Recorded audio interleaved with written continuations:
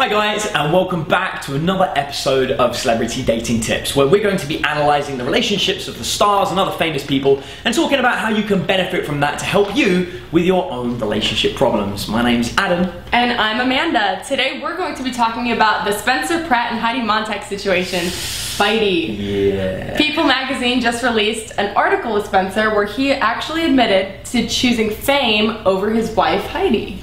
See, now that's not a great thing to do, is it? I mean, like, that isn't the real solid foundation or bedrock to build a long and loving relationship. Now, obviously, your average person kind of like walks around, you know, they don't really know about building fame, and thankfully they don't have to make that choice between being famous and being in a relationship. But it does actually relate to absolutely everybody on the planet when it comes down to putting your work life in front of your relationship. How important is your work and your personal life versus the relationship that you're actually in? That's really what it comes down to. Yeah, and this is a really tough situation. I actually got contacted from one of my friends recently, and he was explaining how he knows exactly what he's got to do in order to maintain a relationship with a girl. The only problem is that he doesn't want to have to put in the time and effort to consistently go and visit her, because she lives a little bit of a way away, because he doesn't want to cut those extra hours out that he could be putting into work. And so he's obviously prioritizing his work in front of his relationship, and naturally, anytime you do that, it's the relationship that starts to suffer.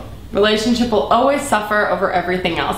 I think the important thing here is the big difference between a marriage and just a normal kind of boyfriend-girlfriend dating relationship.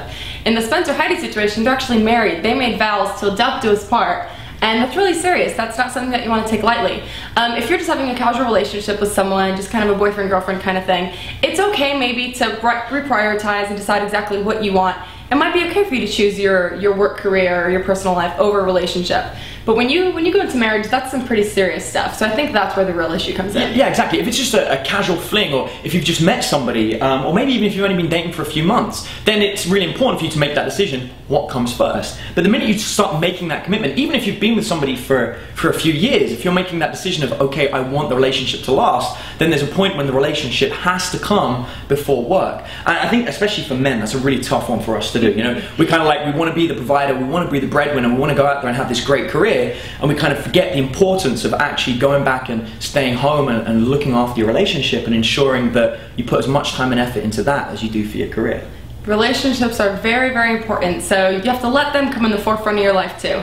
If you're ready to make it serious, keep it serious, and remember that that's your priority. Exactly.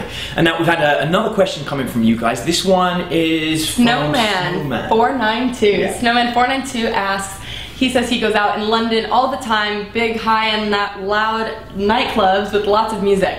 And the question is, how do you pick up a girl when it's so loud and you can barely hear them? Yeah, this is really common. I have a lot of people saying, I really like going out to nightclubs. I love going out and talking to girls out then because they really want to get talking to you. They're really interested in having an interaction. Of course, there's a much better chance of maybe meeting somebody single. And they're great venues just to meet people in. There's a lot of people there, great for socializing. Yeah, exactly. It's so easy to go out and literally talk to you, maybe even have a good time if you don't want to go and pick somebody up. However, the loud volume of those nightclubs, yeah, it makes it very difficult to hold a conversation down. And trying to, if you're somebody who tries to put himself across by using conversation, rather than say, I don't know, being one of those big, macho, super attractive guys, if you're really relying on conversation, then a loud club can be troublesome.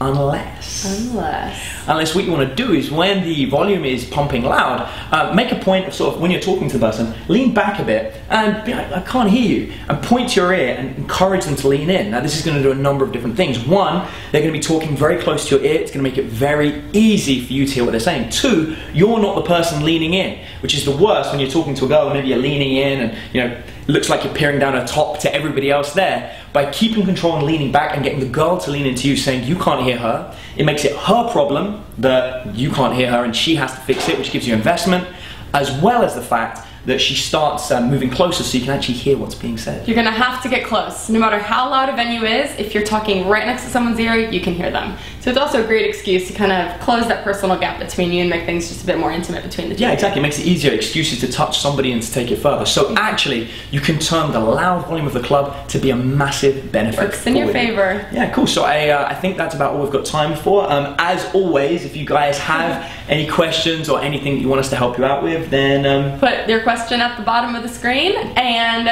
click subscribe so that you can get more updates. Perfect, guys. Yeah, so we'll see you next time. Thank you. I dropped a thank you at the end. Yeah. Spanks! Spanks you.